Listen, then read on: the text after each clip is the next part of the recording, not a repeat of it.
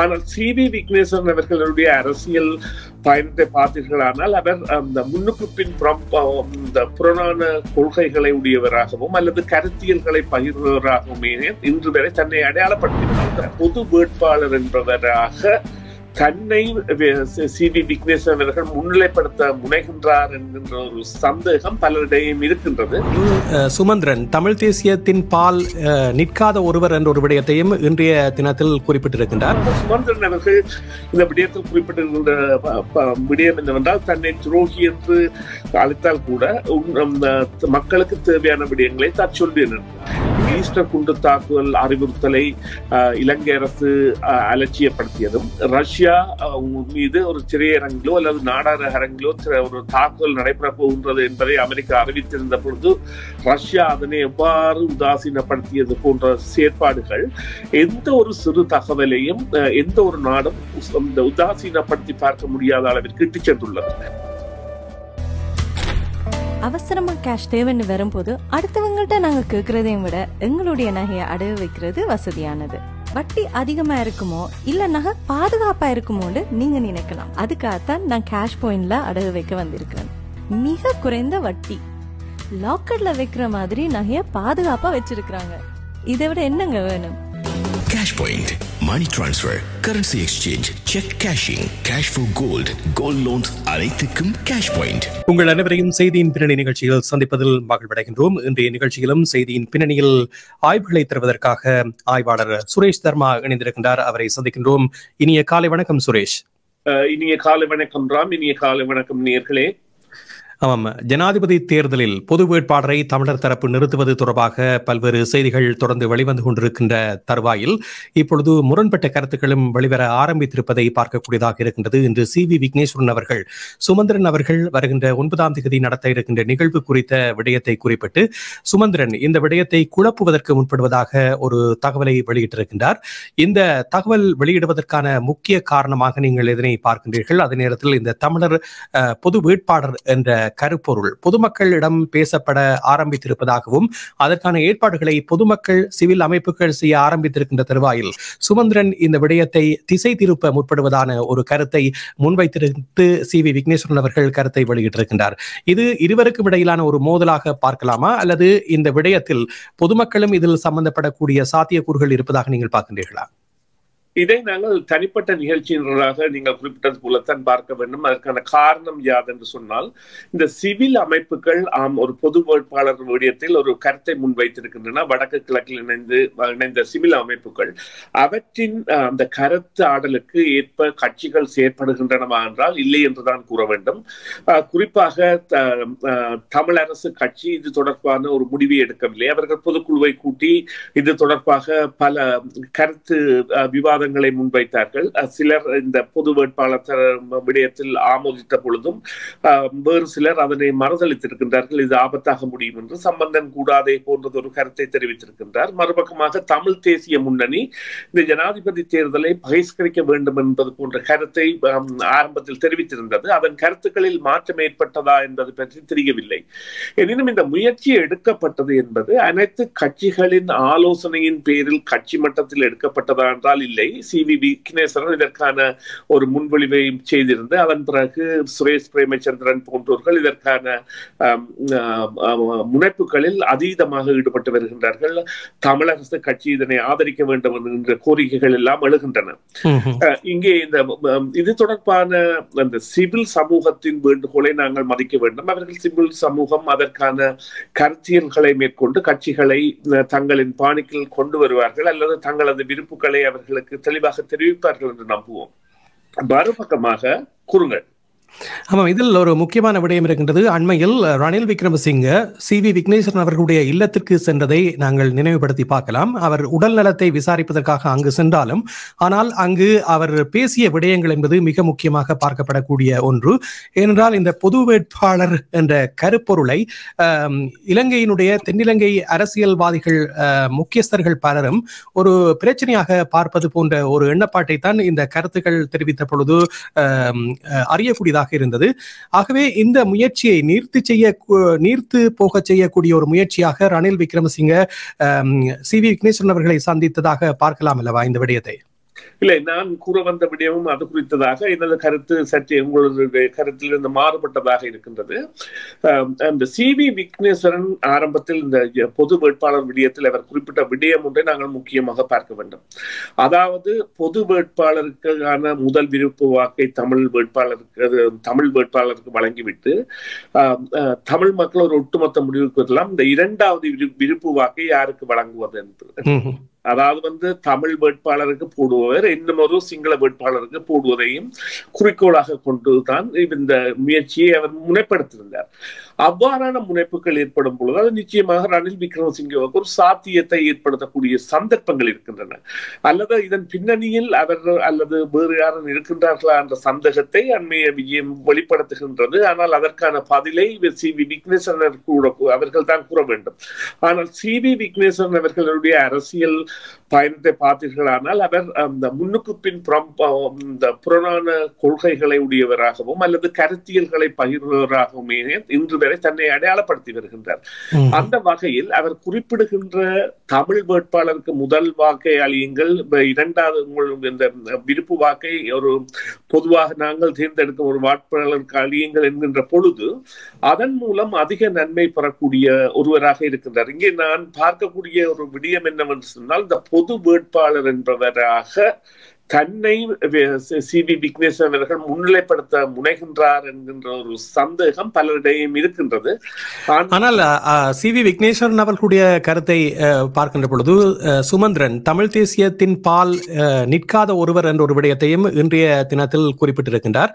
அதே நேரத்தில் ஏன் ரணில் விக்ரமசிங்கவோடு ஏற்கனவே ஒரு நிகழ்ச்சி நிரலின் அடிப்படையில் சுமந்திரன் பேசி ரணில் விக்ரமசிங்கவை CV விக்னேஸ்வரன் அவர்களிடம் சந்திக்க வைத்து இந்த முயற்சியில் இருந்து மாறுபட்ட ஒரு பாதைக்கு செல்வதற்கான ஒரு முனைப்பை மேற்கொண்டிருக்க கூடாது என்று நினைக்க கூடாது. அவ்வாறான கருத்தியல் கூட சாதகமானது இருந்த பொழுதிலும் நீங்கள் அண்மைய நகர்வுகளை பார்த்தீர்களானால் CV விக்னேஸ்வரன் சம்பந்தன் அவர்களை, அதாவது சம்பந்தன் அவர்களால் அரசியலுக்கு கொண்டு வரப்பட்டு தமிழரசு கட்சியின் முக்கிய தூண்களில் ஒருவராக முன்னிலைப்படுத்தப்பட்டவர். தமிழரசு கட்சியின் சார்பில் வேட்பாளராக நிறுத்தப்பட்டு அதீத விருப்பு வாக்குகளை பெற்றவர். இருந்த பொழுதிலும் தமிழரசு கட்சியுடன் அடுத்த தேர்தலுக்கு முரண்பட்டு தானாகவே விலகி தற்பொழுது ஒரு பாராளுமன்ற உறுப்பினராக வேறுபட்ட வகையில் பயணிப்பவர். சம்பந்தனிடம் முரண்பட்டு கொண்டவர். அண்மையிலே சம்பந்தனிடம் விஜயம் செய்து அவரது உடல் நலத்தை விசாரிப்பதற்கான விஜயமாக மேற்கொண்டிருந்தார். அது உண்மையிலேயே ஒரு எவ்வாறு பார்க்க வேண்டும் என்றால் இந்த உடல் நலம் விசாரிக்கின்ற விஜயங்கள் என்பன உண்மைத்தன்மையானவையா அல்லது அரசியல் காரணங்களை உடையவையா என்கின்ற கோணத்தில் பல விடயங்களை இந்த ஜனாதிபதி பொது தேர்தல் விவகாரத்தில் ஏற்படுகின்றது. மறுபக்கமாக சுமந்திரன் அவர்கள் இந்த விடயத்தில் குறிப்பிட்டிருக்கின்ற விடயம் என்னவென்றால் தன்னை துரோகி என்று அழைத்தால் கூட மக்களுக்கு தேவையான விடயங்களை தான் சொல்வேன் என்று.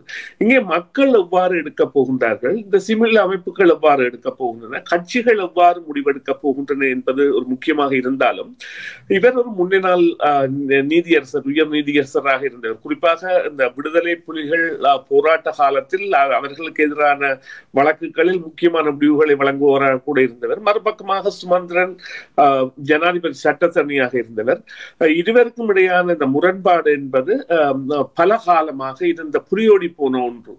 எனவே இருவரும் அவ்வாறான நிலைப்பாடு செயற்பட்டாலும் மக்களுக்கு எது நன்மை தரும் என்பதை இந்த இரண்டு பேருமே தெரிவிப்பதை விட சிவில் சமூகம் தெரிவிப்பது மிகவும் ஒரு அமைதியானதாகவும் ஒரு அனுமானித்து போகக்கூடியதாகவும் இருக்கும். முக்கியமான விடயம்தான் இந்த பிரதான தமிழ் கட்சிகள் என அடையாளப்படுத்தப்பட்டவை இந்த விவகாரத்தில் இன்னுமே தங்களுடைய தெளிவான முடிவை தெரிவிக்கவில்லை. அதுதான் இங்கே முக்கியமான விடயம். இந்த விடயத்தை முன்னிலைப்படுத்துவது யார் என்று சொன்னால் இப்பொழுது மூன்றாம் தரப்பாக அல்லது மூன்றாம் நிலையில் உள்ள சுரேஷ் பிரேமச்சந்திரன், விக்னேஸ்வரன் அணியினர், அவர்களுக்கான ஆதரவு என்பது மற்ற கட்சிகளிடமிருந்து சென்று மற்ற கட்சிகளும் இணைந்து அவ்வாறான ஒரு முடிவை எடுக்க வேண்டிய ஒரு நிர்பந்தத்திற்கு இப்போதைய நிலைமை கொண்டு வந்திருக்கின்றது அவர்கள் என்றுதான் கூற வேண்டும். ஆமாம், இதே நேரத்தில் மிக முக்கியமாக இப்பொழுது பார்க்கப்பட வேண்டிய ஒன்று ISIS தீவிரவாதிகள் என்று கூறப்படுகின்ற 4 தொடர்பில் மேலும் விசாரணைகளை மேற்கொள்வதற்கான ஆயத்தங்கள் மேற்கொள்ளப்படுவதாக தெரிவிக்கப்படுகின்றது. குஜராத்தில் இருக்கின்ற பயங்கரவாதிகளுக்கான எதிர்ப்பு அமைப்பு இப்பொழுது இலங்கைக்கு சென்று இந்த விசாரணைகளை மேற்கொள்ள இருப்பதாக தகவல்கள் வெளிவந்திருக்கின்ற நிலையில் இது இலங்கையினுடைய அரசியல் விவகாரங்களில் இந்தியா தலையிடுவதற்கான ஒரு மேலும் ஒரு சிறந்த வாய்ப்பை இந்தியாவுக்கு ஏற்படுத்தி கொடுத்து இருப்பதாக பார்க்கலாம் அல்லவா? இந்த விசாரணை இலங்கையில் நடைபெறுகின்ற பொழுது குஜராத் அதிகாரிகள் அங்கே செல்லுகின்ற பொழுது எவ்வாறான நகர்வுகள் மேற்கொள்ளப்படும் என்று நீங்கள் கருதுகின்றீர்கள்? குறிப்பாக இது ஒரு சர்வதேச பயங்கரவாத அமைப்பாக இருக்கின்ற அமைப்போடு தொடர்பட்ட விசாரணைகளாக இது மேற்கொள்ளப்படுகின்ற பொழுது இந்தியாவினுடைய தலையீடு இலங்கையில் அதிகரிக்கக்கூடிய சாத்தியக்கூறுகள் இருக்கின்றனவா? இந்தியாவினுடைய தலையீடு என்பதை விட நீங்கள் குறிப்பிட்டது போன்று சர்வதேச பயங்கரவாத அமைப்பாக அந்த குறிப்பாக மாஸ்கோவில் இந்த வருடம் ஆரம்பத்தில் ஜனவரியில் இடம்பெற்ற தாக்குதலில் சுமார் 170க்கும் மேற்பட்டோர் கொல்லப்பட்டிருக்கிறார்கள் நினைக்கின்றேன். அந்த ஒரு நாடக அரங்கில் இடம்பெற்ற தாக்குதல், அதன் மூலம் இவர்களுடைய பலம் என்பது எவ்வாறானது அல்லது இவர்களுடைய வளர்ச்சி என்பது எவ்வாறானது என்பது காட்டப்பட்ட நிலையில் இந்த விவகாரம் இப்பொழுது இடம்பெறுகின்றது. இந்த விவகாரத்தில் இலங்கை அரசு முழு ஒத்துழைப்பையும் கொடுக்க வேண்டிய ஒரு கட்டாயம் இருக்கின்றது. ஏனென்றால் ஈஸ்டர் குண்டுதாரிகளின் சகபாடிகளே இவர்கள் என்பதும் இவர்களுக்கு புனர்வாழ்வுகள் அளிக்கப்பட வேண்டும் என்கின்ற ஒரு பரிந்துரை இருக்கின்ற போன்ற பல செய்திகள் இப்பொழுது வெளிவந்து கொண்டிருக்கின்றன. எனவே ஆரம்பத்தில் இந்த ஈஸ்டர் குண்டு தாக்குதல் இடம்பெற போகின்றது என்பது ஈஸ்டர் தினத்தில் அல்ல, ஆனால் அங்கே ஒரு பெரிய குண்டு தாக்குதலுக்கு தயாராகி வருகின்றார்கள் என்பதை இந்திய உளவுத்துறை பல முறைகளும் இலங்கை அரசின் கவனத்திற்கு அல்லது இலங்கை புலனாய்வு துறையின் கவனத்திற்கு கொண்டு வந்திருந்த பொழுதும் அவர்கள் நடவடிக்கை எடுக்கவில்லை என்கின்ற ஒரு குற்றச்சாட்டு ஏற்கனவே இருக்கின்ற நிலையில் இந்த முறை அவர்கள் பூர்ண ஒத்துழைப்பை கொடுக்க வேண்டியதாகவும் மற்றும் இந்த சர்வதேச பயங்கரவாத அமைப்பாக இருக்கின்றபடியால் மற்ற நாடுகளின் அனுகூலமும் இதற்கு அவர் இலங்கைக்கு அறிவுறுத்தப்படும்.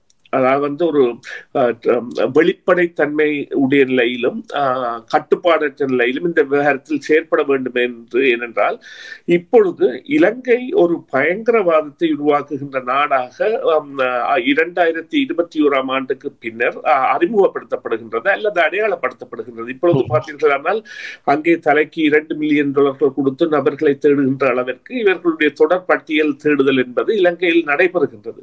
எனவே இவ்வாறான கண்கூடாக இவ்வாறான விடயங்களை விடுவது எவ்வாறான நடவடிக்கைகளை மேற்கொள்ளும் என்பதற்கான உதாரணங்களாக ஈஸ்டர் குண்டு தாக்குதல் அறிவுறுத்தலை இலங்கை அரசு அலட்சியப்படுத்தியதும், ரஷ்யா மீது ஒரு திரையரங்கிலோ அல்லது நாடார அரங்கிலோ ஒரு தாக்குதல் நடைபெற போகின்றது என்பதை அமெரிக்கா அறிவித்திருந்த பொழுது ரஷ்யா அதனை எவ்வாறு உதாசீனப்படுத்தியது போன்ற செயற்பாடுகள் எந்த ஒரு சிறு தகவலையும் எந்த ஒரு நாடும் உதாசீனப்படுத்தி பார்க்க முடியாத அளவிற்கு இட்டு சென்றுள்ளது. இந்த நிலையில் இவர்கள் இந்த விவகாரத்தில் செயற்படுவதுடன் அங்கே ஒரு சிறுபான்மையினங்களுக்கான நெருக்கடி ஏற்பட போகின்றது என்பதை நாங்கள் ஏற்கனவே கவனத்தில் கொள்ள வேண்டும். என்றால் முஸ்லிம்கள், தமிழர்கள் இந்த 2 தரப்பினரும் தான் இந்த விவகாரத்தில் இப்பொழுது சந்தேக நபர்களாக காட்டப்படுகின்றார்கள். ஒரு தமிழர் தலைக்கு $2 மில்லியன் கொடுத்து தேடப்படுகின்றார்.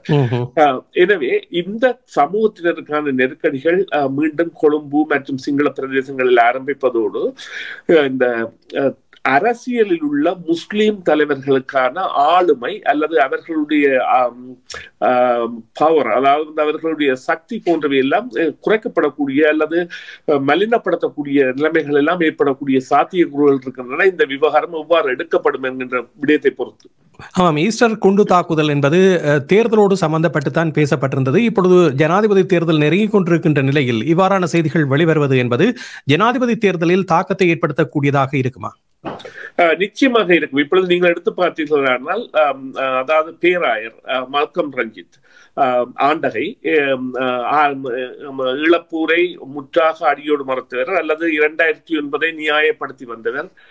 2009 தாக்குதல் அல்லது போரின் முடிவு என்பதை அதாவது சிங்களத்தின் குரலாக இவர் தன்னை ஒரு ஆண்டகையாக, கிறிஸ்தவ ஆண்டகையாக காட்டாமல் தன்னை ஒரு சிங்களவனாக காட்டியிருந்தார் அல்லது பௌத்தம் சார்ந்தவராக காட்டியிருந்தார். ஆனால் ஈஸ்டர் குண்டு தாக்குதலின் பிறகு அவருடைய நிலைப்பாடு என்பது மாறி தற்பொழுது இந்த சர்வதேச விசாரணை எடுக்கப்பட வேண்டும் என்கின்ற கருத்தியலில் பயணிப்பவராக இருக்கின்றார். இவ்வாறான கருத்தியல்களை ஏற்படுத்தியது முன்னைய குண்டு தாக்குதல் போன்று இந்த முறை கூட இந்த விவகாரத்தின் உள்தன்மை அறியப்படும் பொழுது, இப்பொழுது உள்தன்மை என்பது அறியப்படவில்லை. இப்பொழுது அதாவது அம்புகள் தான் இப்பொழுது கைது செய்யப்பட்டிருக்கின்றன. அந்த ஏவியவர்கள் யார், அவர்களுடைய கட்டமைப்பு எவ்வாறு பலமானது, இது மீண்டும் சஹ்ரான் வைத்திருந்த அளவிற்கு அந்த அமைப்பு பலமானதாக இருக்கின்றதா அல்லது வேறு பெயரில் இயங்குகின்றதா, அதனுடன் கூட்டு உள்ளவர்கள் யார். சில வேளைகளில் அரசியல்வாதிகள், நான் குறிப்பிட்டது போல அரசியல்வாதிகள் என்பவர்கள் முஸ்லிம்களை கடந்து சிங்கள பெரும்பான்மையினத்தவர்கள் கூட சில வேளைகளில் சம்பந்தப்பட்டிருக்கலாம் என்கின்ற கருத்தியல் வந்தால் அது பெரிய பாரிய முடிவுகளை ஏற்படுத்தும். ஆகவே இன்னும் பல விடயங்கள் தொடர்பாக பேச வேண்டி இருக்கின்றது. மற்றொரு நிகழ்ச்சியில் நாங்கள் கலந்து கொண்டு பேசுவோம். நிகழ்ச்சியில் கலந்து கொண்டமைக்கு நன்றி சுரேஷ். நன்றி ராம், நன்றி நேயர்களே. CMR யூடியூப் சேனலில் இணைந்திருக்கும் நேயர்கள் அனைவருக்கும் எமது நன்றி. காமெண்ட்ஸ் பகுதியில் உங்கள் கருத்துக்களை தெரிவிக்க தவறாதீர்கள். முக்கிய செய்திகள், காணொளி தொகுப்புகள், நேர்காணல் என பலதரப்பட்ட அம்சங்களையும் உங்களுக்காக தருகின்றது CMR யூடியூப் சேனல். CMR என்று சர்ச் செய்து எமது யூடியூப் சேனலை சப்ஸ்கிரைப் பண்ணுங்கள். உங்கள் உற்றார் உறவினர் நண்பர்களோடும் இந்த காணொளி தொகுப்புகளை பகிர்ந்து கொள்ளுங்கள். அருகில் இருக்கின்ற முக்கிய காணொளி தொகுப்புகளையும் தவறவிடாமல் பாருங்கள்.